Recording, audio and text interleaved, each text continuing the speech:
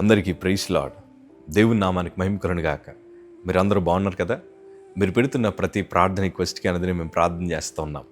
మా ఆశ అంతా ఒకటే, ఎక్కడైతే మీరు తృణీకరించబడ్డారో, ఎక్కడైతే వెలివేయబడ్డారో, ఎక్కడైతే చేతులు చాపి సహాయం కోసం ఎదురు చూశారో అదే స్థలాన నా ప్రభు మీ అందరినీ హెచ్చించబోతున్నారు. విశ్వాసంతో ప్రార్థన చేయండి. ఘనమైన విజయాలు ఖచ్చితంగా మీరు అందరూ అనుభవిస్తారు. God bless you all. అలాగే కొత్తగా ఎక్లీషియా ఫ్యామిలీలోకి వచ్చిన మీ అందరికీ కూడా వెల్కమ్ టు ఎక్లీషియా. దేవుడు మీ అందరినీ బహుగా దీవించుదురుగాక. ఆమేన్. అలాగే మీరు పెడుతున్న సాక్ష్యాలు బట్టి నేను ప్రభుని ఎంతగానో మహింపరుస్తున్నాను. రాబో దినాల్లో ఇంకా గొప్ప సాక్ష్యాలు నా ప్రభు మీ అందరికీ ఇవ్వబోతున్నారు. నిరీక్షణతో ఎదురు చూడండి. ఈరోజు చాలామంది ప్రార్థన రిక్వెస్ట్లు చూస్తున్నప్పుడు మాకు అర్థమైన విషయం ఏంటంటే, ఎంతోమంది ఆర్థిక ఇబ్బందుల మధ్య నలిగిపోతున్నారు. చావో రేవో అన్నట్లుంది బ్రతుకు. మనిషి జీవితం ఎట్లయిపోయిందంటే, ఒక అప్పు తీర్చడానికి మరొక అప్పు చేయాల్సిన పరిస్థితులకు వచ్చేసాం. పిల్లల్ని పెంచడానికి అప్పులు చేస్తూ ఉన్నారు. కష్టపడి కొనుక్కున్న బండికి నెల నెల ఈఎంఐలు కట్టడానికి కూడా చాలా ఇబ్బందులు పడుతున్నారు. కొంతమంది ఇష్టపడి కష్టపడి కొనుక్కున్న స్థలాలు పొలాలను కూడా తాకట్టు పెట్టేసి చివరాఖరికి అమ్ముకోవాల్సిన పరిస్థితి మధ్య ఉండిపోయారు. ఇల్లులు తాకట్టు పెట్టేశారు, బంగారాలు తాకట్టు పెట్టేశారు. ఈరోజు పరిస్థితులు ఎలా అయిపోయాయంటే, తినడానికి కూడా చాలా ఇబ్బందులు ఎదురవుతున్న ఎన్నో కుటుంబాలు ఈరోజు ఈ వీడియోస్ చూస్తున్నాయని నాకు తెలుసు. నేను అంటున్నాను, మీరు భయపడద్దు. ప్రభు మీ పక్షాన్ని నిలబడతారు. ఆయన గొప్ప కార్యాలు జరిగిస్తారు.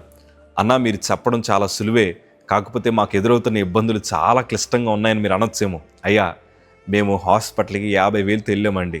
అప్పు చేసుకుని వెళ్ళిన పరిస్థితి. నాకు 35 లక్షలు ఖర్చు అయ్యాయి. కానీ ఎలాగొచ్చిందో ఎక్కడి నుంచి వచ్చిందో మాకు ఎప్పటికీ తెలియదు. కానీ ప్రభు పోషించాడు అన్న మాట మాత్రం గుండెలు చరుచుకొని ధైర్యంగా చెప్పగలను.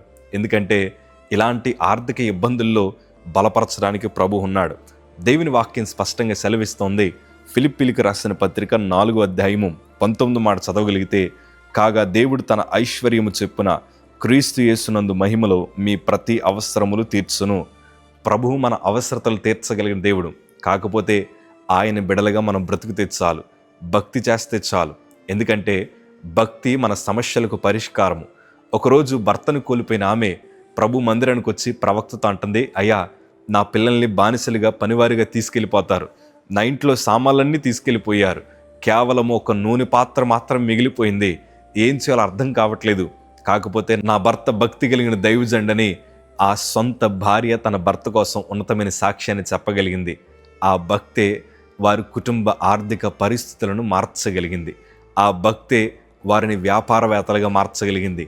ఆ భక్తే కోల్పోయినవన్నీ మరలా తిరిగి తీసుకొచ్చింది. ప్రియ సంగమా, ఈరోజు ఇన్నాళ్ళు మన బలము చేత, మన జ్ఞానము చేత ఈ అప్పుల బాధల నుంచి బయటికి రావడానికి ఎన్నో ప్రయత్నాలు చేసి ఎంతోమంది కాళ్ళు పట్టుకున్నాం కదా. ఈరోజు నేను అంటాను, ప్రభు వైపు చూడండి, భక్తి చేయండి. ప్రభా, నువ్వు ఏ మార్గంలో నడిపిస్తే నేను ఆ మార్గంలో నడుస్తాను. నువ్వు ఏం చేయమంటే ఆ పని నేను చేస్తాను. నువ్వు తప్ప నాకు వేరే ఆధారం లేదని మన బలహీనమైన చేతులు ప్రభు వైపు చాపగలిగితే, అప్పులు సమస్యల మధ్యన కూరుకుపోయిన నిన్ను, ఆర్థిక ఇబ్బందుల మధ్యన నలిగిపోతున్న నిన్ను ఆ ఊబులోంచి నా ప్రభు నిన్ను బయటికి లాగి నీ అవసరతలన్నీ తీర్చడానికి నా ప్రభు సిద్ధంగా ఉన్నాడు. ఒకే ఒకటి మనం చెయ్యాలి. అదేంటి తెలుసా? ప్రభా, నువ్వు మాత్రమే నాకు కావాలి. నీతో మాత్రమే నేను బ్రతకాలి. నేను నా కుటుంబం భక్తి జీవితాన్ని కాపాడుకోవాలని మీరు ప్రభు కోసం నిలబడండి. ఆయన మీకోసం నిలబడతారు. మీరు ప్రభుని ప్రేమించండి, ఆయన మిమ్మల్ని ఘనపరుస్తాడు. మీరు ప్రభు మీద ఆధారపడండి. మీ ఆర్థిక సమస్యల నుంచి దేవుడు విడిపించి ఖాళీ చేతులను దేవుడు ఎట్లా దీవిస్తారంటే, మీ చేతుల్లోనే అనేక మంది పోషించబడేంత ఉన్నతమైన స్థాయిని నా ప్రభు రాబో దినాల్లో ఇవ్వబోతూ ఉన్నారు. నమ్మిన వారందరూ ఆమేనని చెప్పి ప్రార్థించండి. దేవుడు గొప్ప విజయాలు మీ అందరికీ దయచేస్తారు. God bless you.